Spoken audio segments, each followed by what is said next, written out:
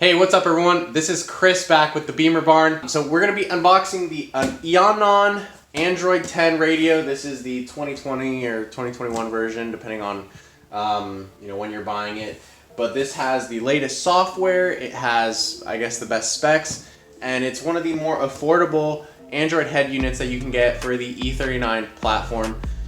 So we're going to be going and installing this today, removing the factory radio. This should be a plug-and-play installation. And then in a future episode, we're going to be installing a dash camera and a rear view camera as well. So if you want to see how those are wired in, stay tuned for another episode. But for now, let's go ahead and get this unboxed. I'm going to show you what comes in the box, and then we're going to install it in the car.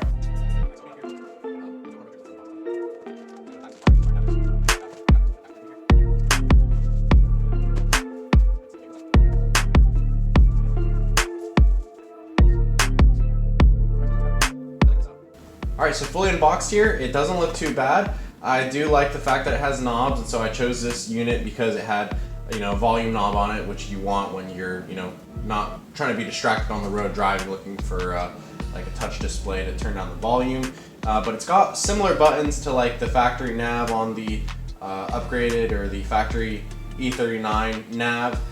Also has a GPS card, which is essentially for a SIM card, and SD expandable storage, so if you want to load up some movies or something. But this is an Android 10 unit, so we should be able to get on the Google Play Store, download whatever apps we need, which is going to be cool because when this thing connects to the Wi-Fi in my garage when the car is warming up, I'll be able to sync all my music on here, and I won't have to use Bluetooth, although it does come with a Bluetooth function on here. So let's go ahead and see what kind of wires we got. So here's the primary harness that we're going to be using to go from the chassis harness on the car to the new connectors that go to the back of our Android unit. It also has an expandable audio out, I believe this is. This is an adapter harness for a different radio. And then you've got a microphone right here, so we might have to tuck that under the steering. Some adapter plates. I think this is a USB out. I think one of these is our GPS antenna and the other one is our Wi-Fi antenna. And it has a USB out, and so I think this is for connecting for power, or maybe for like CarPlay. We'll have to see if we got the CarPlay harness. This is a little trim tool to help you.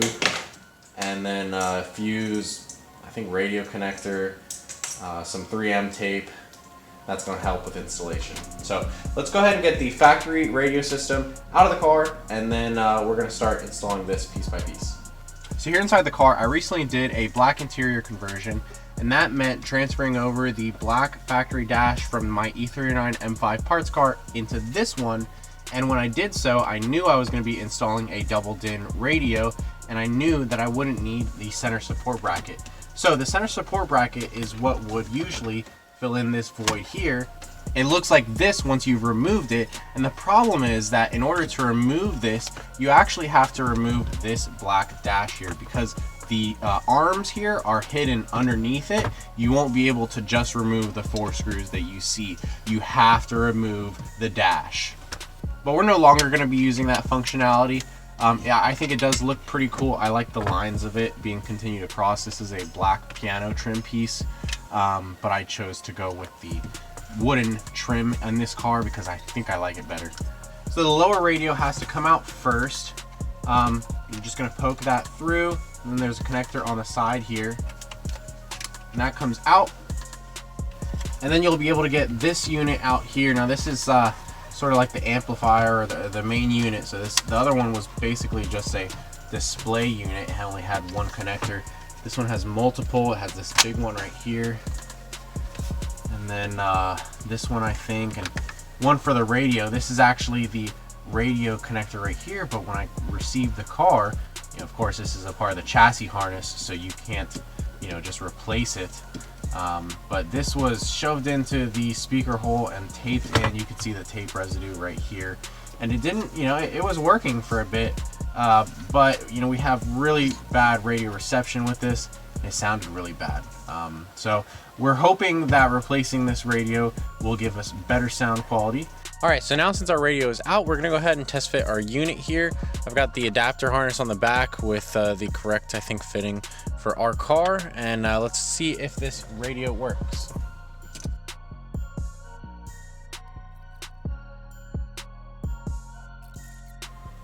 So initial impressions are that the screen is pretty crisp. Let's go ahead and see if we can do a speaker radio test here and maybe get something working.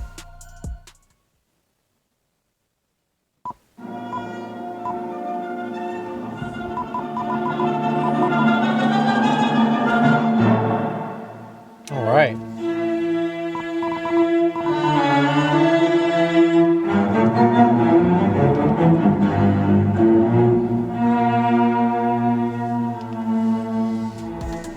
So it looks like the audio quality is really good. I'm excited to start using this more, and the Bluetooth function actually works pretty good too. So we'll go to home here. So you connect to Bluetooth on this page and you're able to make calls and look at contacts and all that. And on this page here, you can open up the music. Over here you have music that is going to be on the local storage, and I'm sure that we can get Google Play Music, and that will allow us to play music from our Google account. So the next thing that we have to do is we need to get the antenna for the radio and antenna for the GPS set up, and then we need to route our USB to our glove box so we'll have extra USB power.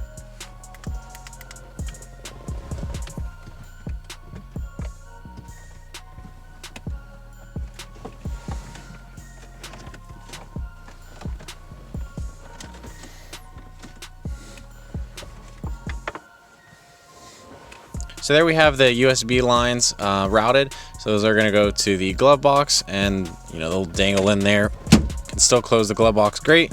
The connector is over here, and that's going to provide the power and the syncing capabilities, I think, to that harness, but we'll test that later to see exactly what functionality it provides. Now on the back of the head unit here, you'll see that there are two connections for the GPS antenna labeled here, and then the Wi-Fi antenna. And then we have this harness right here, which goes into this port, and that's going to provide us audio out to almost every channel, as well as audio in, and then a microphone in.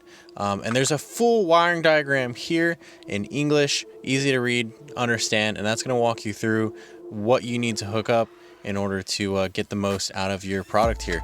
So like I said, let's go ahead and hook this up. Later down the road, we'll be installing a backup camera and possibly a dash cam, but those are going to require a lot more interior work and taking it apart. But for now, I want to get the radio functionality of this unit because I'm really excited to see what these speakers can do in this car.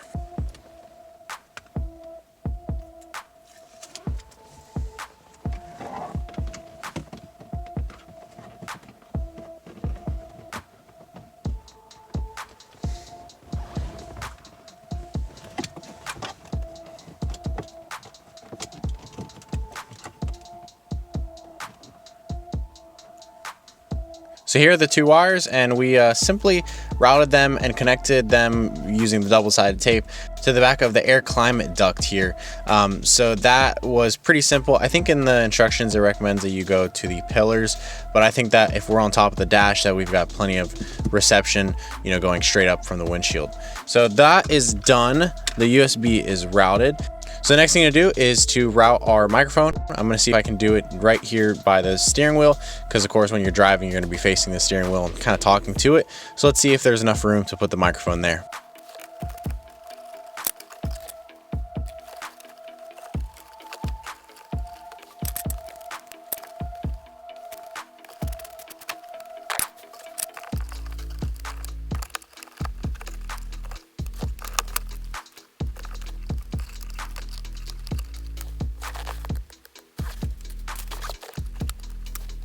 So what I've gone and done is I've routed the microphone from the right side, where the radio would be, to over this instrument cluster. I just had to pull out this trim piece here and loosen the screw.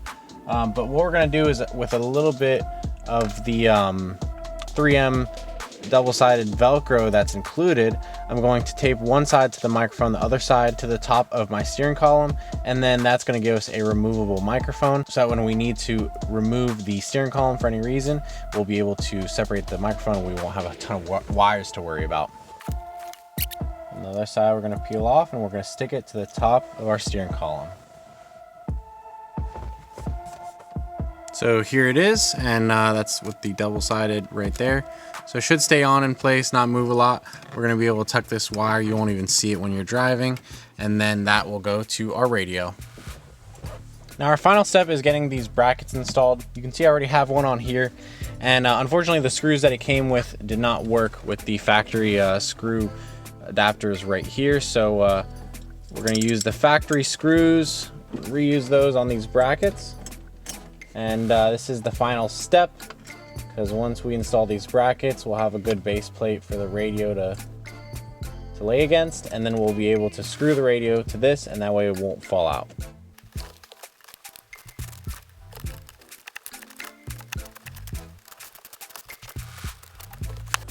So now those two brackets are installed in the corners here, and those are going to go to the screw holes in the top left and top right. This thing's upside down. Top left and top right here. So the next thing that we have to do is connect up our antennas, all the ports on the back side here except for the USB port, which I think is the one actually for CarPlay, and the antenna here, because like I said, our antenna is messed up. There's our microphone input. Go ahead and grab our USB. That's the last white connector over here. Our Wi-Fi signal goes over here in the middle, and our GPS signal goes over here on the corner. And you know what? As I'm setting this up, one last thing that we forgot to connect, which you should do, is the bus decoder, but we can see that it has a connector here, and it goes to the adapter harness that goes from the radio to the chassis. All those are connected up. We're gonna have to carefully insert this radio, hopefully in the right spot.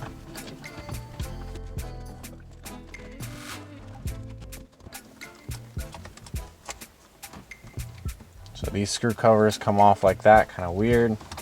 Should be able to line up our radio now and hopefully get the screws in that's gonna hold this thing in. Now we can put these caps back in. We should be good to go after this. We're gonna test out all the functions here in a second. And then, like I said, in a later video, we'll be doing the install for the backup camera. All right, so I think we've got it together for the last time. We've got every single feature hooked up. And here I've got the main page pulled up so you guys can see that this is actually an Android 10 software. So that's really cool. That's actual Android 10. Feels pretty secure in there. I'm gonna see if we can get the buttons on here to, light up. There you go, look at that, they already do. So when we put on the lights, you can see that this actually lights up on its own. And the color matches pretty well to the down here, so that's cool. And it also goes into night mode. Isn't that cool? So those are some cool features. Definitely seems to be working good so far. Let's see what navigation looks like. We'll use maps as our navigation. So this is a launcher. It looks like a car customized launcher, but you could install any other launcher on here. And what I like to do is I'm gonna see if I can install some offline maps. We'll go to offline maps right here, select your own map, and let's make it as big as possible.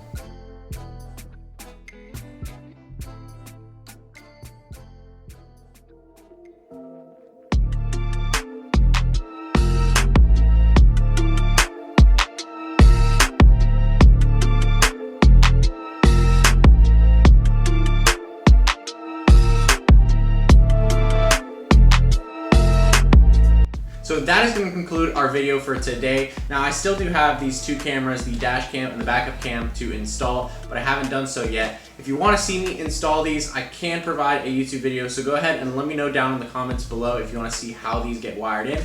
Otherwise, I hope you enjoyed watching today. I'm really happy with the progress that we've been making on the E39 M5 wagon, and this radio is going to help tie the whole car together and make the best use of the stock stereo system. I can't wait, maybe in the future we will do upgraded speakers, but that is a whole nother deal. So if you enjoyed watching, like the video, comment down below, and subscribe if you want to see more BMW content like this, and we'll see you next time.